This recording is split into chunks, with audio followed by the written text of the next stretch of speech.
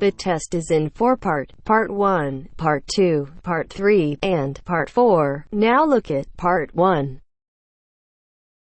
Part 1. 1. You will hear 3 conversations. The first and the third between 2 students, and the second between a student and a clerk. First, you have some time to look at questions 1 to 5.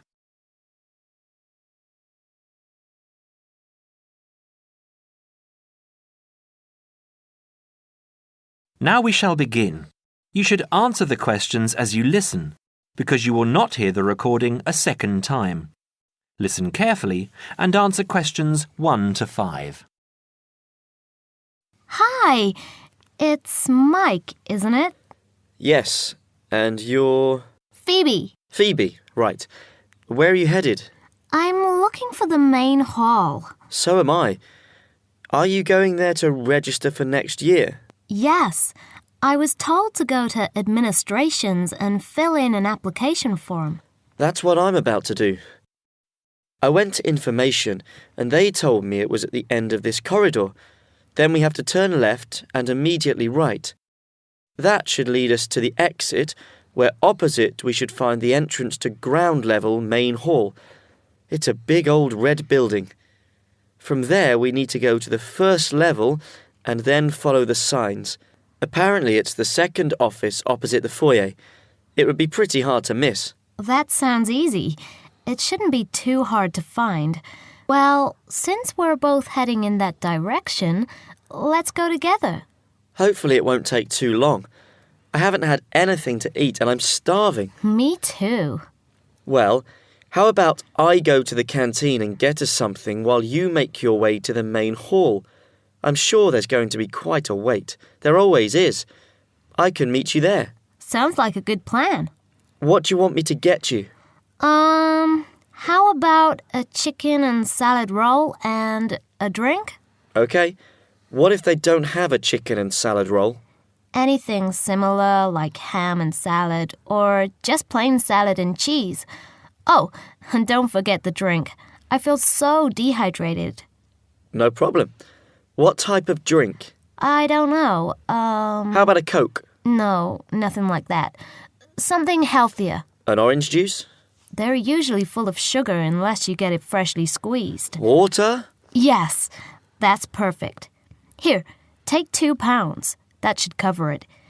If it's more, I'll give it to you when you get back. I only have a 20, and you know that they get cranky if you give them large notes. Okay. See you in 5 minutes. Before you hear the rest of the conversation, you have some time to look at questions 6 to 10.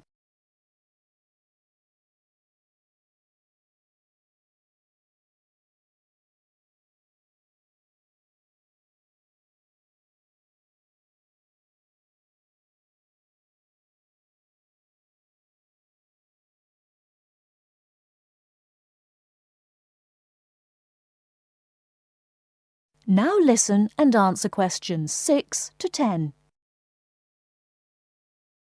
First year economics. I just have to fill out this form for our records. What's your name? Phoebe Payne. Can you spell that for me? Sure. P-H-O-E-B-E-P-A-Y-N-E. Your address? 6 Wainwright Avenue. That's W-A-I-N-R-I-G-H-T, Nottingham. Nottingham. And your phone number? It's not connected yet. I've just moved in. OK. When you get your phone connected, contact us. I'll just make a note that your phone number is to be advised. I'll do that. What course were you doing? Law? No. Economics. First year. First year economics. Yes, that's right. OK. Take this card across to the economics department and get it stamped. And then you need to come back here to pay your fees. I've made an arrangement to pay in installments. Do you have any documentation verifying that? Yes, I have a statement from administration. OK, when you return, we'll have a look at it. Thank you very much. Here you are. It was quicker than I thought, but I have to get this card stamped and return here to organise my fees. That's good. It means that I won't have to wait long either. How did you get on? What with? Oh, the food. Well, there wasn't much left, so I got you a cheese and tomato sandwich and water. That's fine. Do I owe you any more?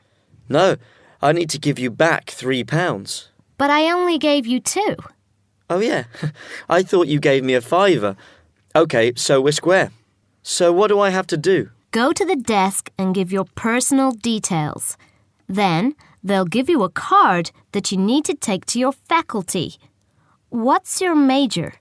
Environmental science. OK, so you'll have to take the card to the environmental science faculty and get the card stamped, return to administration in the main hall, and organise your fees. And that's it? Yes, that means you're registered. Then we receive a letter with the details of our course where we'll be informed to go to the notice board or online to find out when and where our lectures are. OK, let's have this bite to eat first. That is the end of part 1. You now have half a minute to check your answers.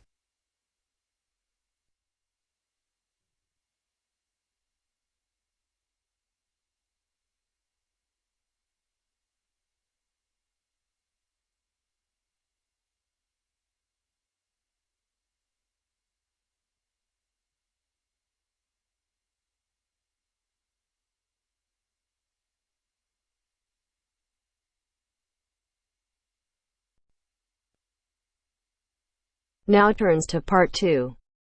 Part 2.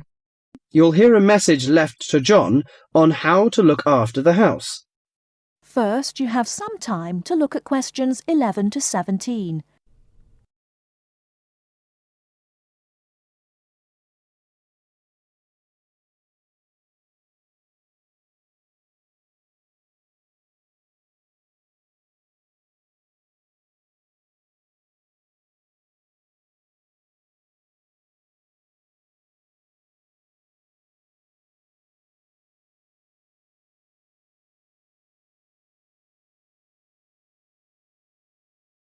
Now, listen carefully and answer questions 11 to 17.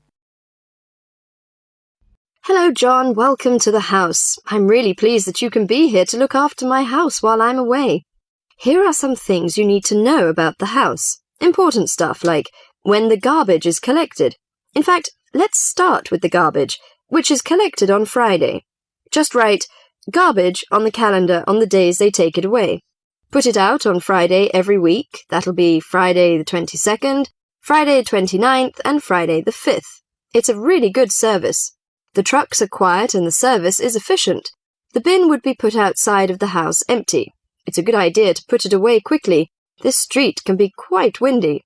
I once watched my next-door neighbour chase her bin the whole length of the street.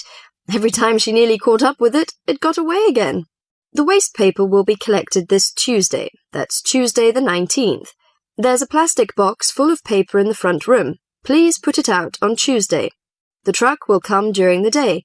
If you don't mind collecting old newspapers and other paper and putting them in the box, I'll put it out when I come home. The paper people only come monthly.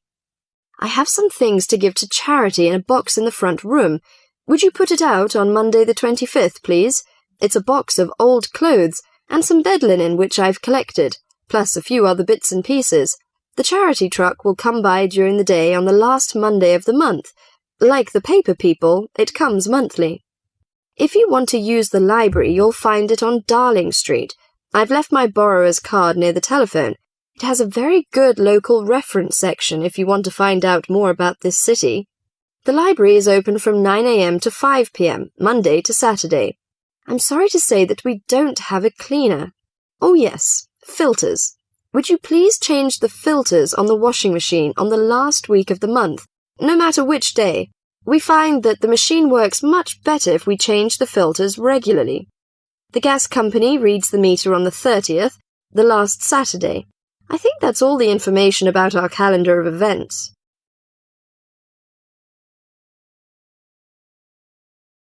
Before you hear the rest of the talk, you have some time to look at questions 18 to 20.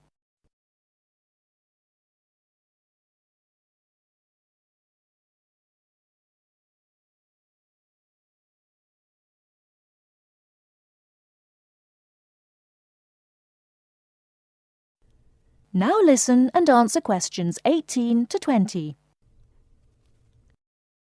Well, John, I'm trying to think what else I should be telling you. As you know, I'm going to a conference in London.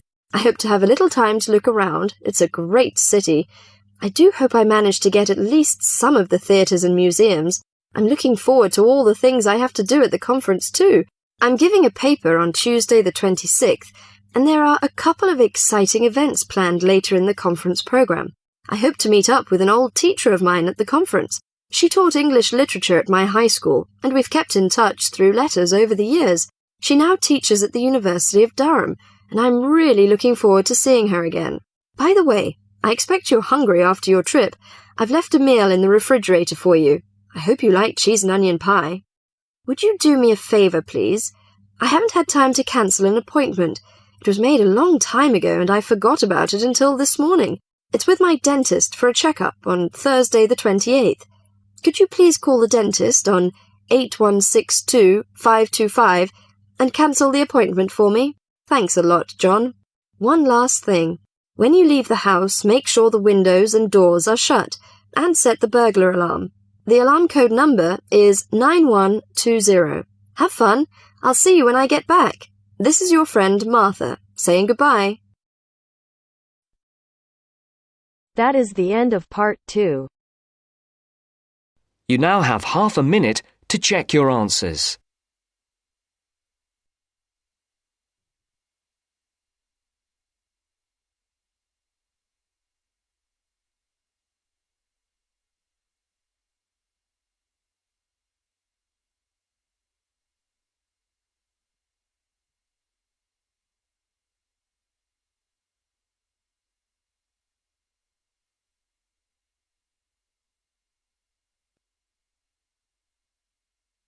Now turns to part 3.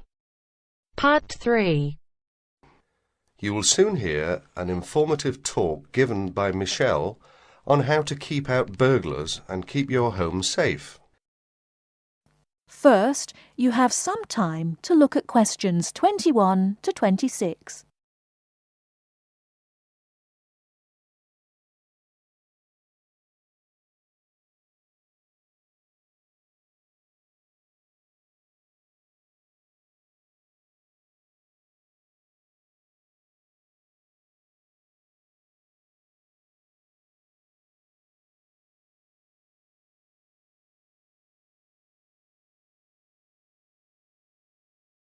Now listen carefully and answer questions 21 to 26.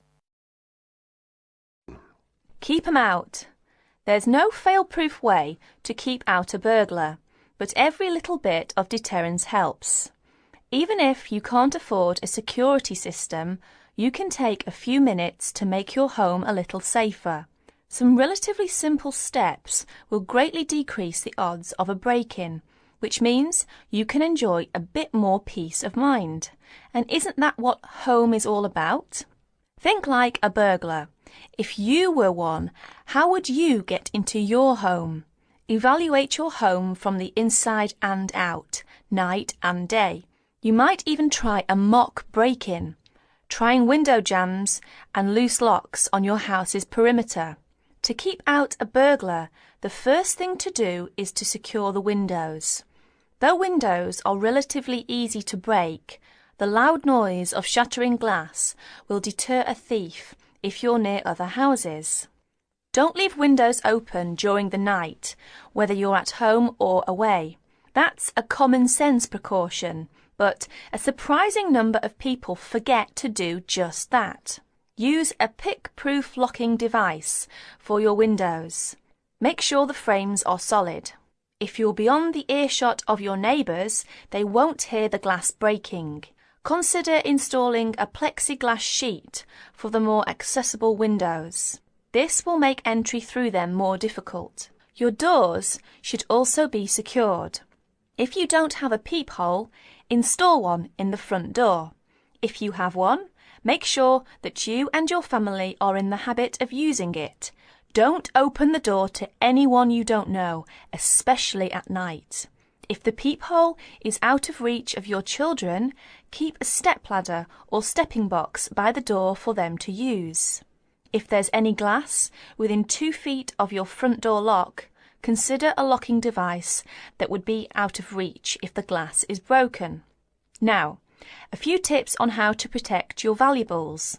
Don't leave your valuables, stereo, computer, jewellery, etc., where they can be seen from the window. If you don't want to hide everything from sight, consider blinds. Make a valuables inventory. Keep a record of your expensive and personally significant items, not just a listing, but a photographic or videotape record if possible. Store this inventory at another location. This is helpful for both the police and the insurance agency to identify the stolen goods. Use an engraving pen to mark these items with some kind of personal identifying information, such as your initials, in an inconspicuous place. This also helps record your possessions in case of any other mishap, such as fire or flood. Before you hear the rest of the talk, you have some time to look at questions 27 to 30.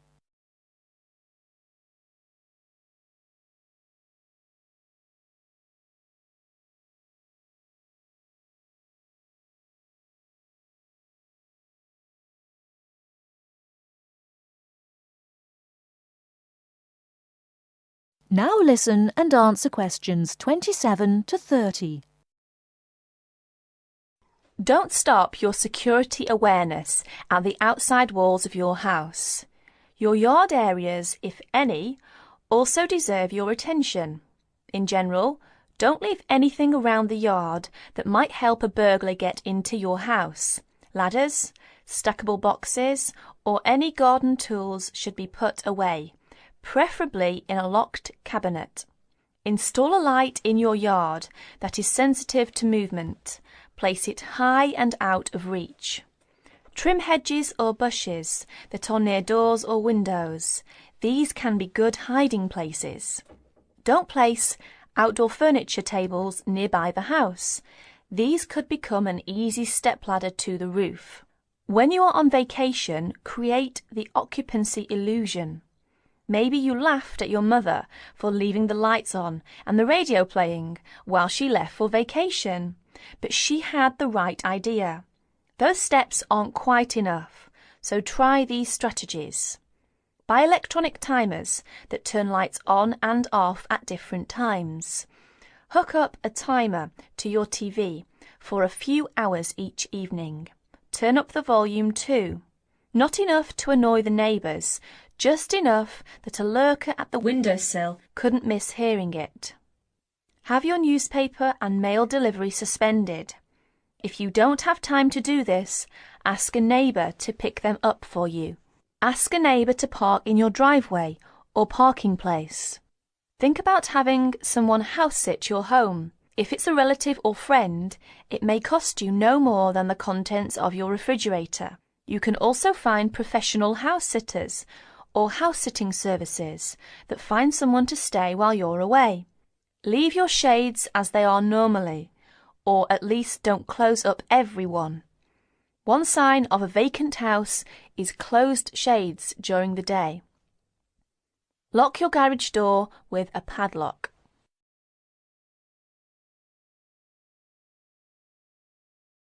That is the end of part 3. You now have half a minute to check your answers.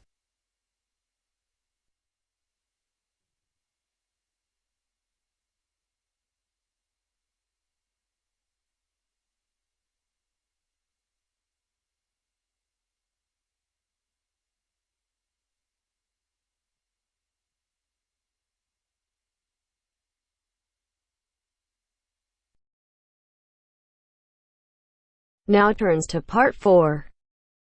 Part 4. Today I'm going to talk about my end-of-year project. First, you have some time to look at questions 31 to 40.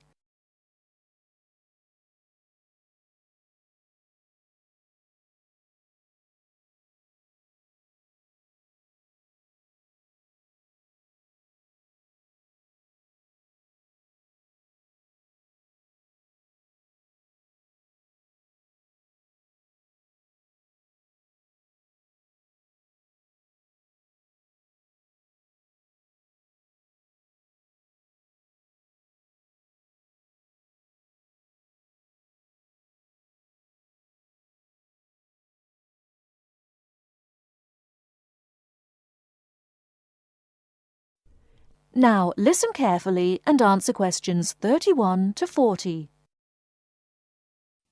Good morning.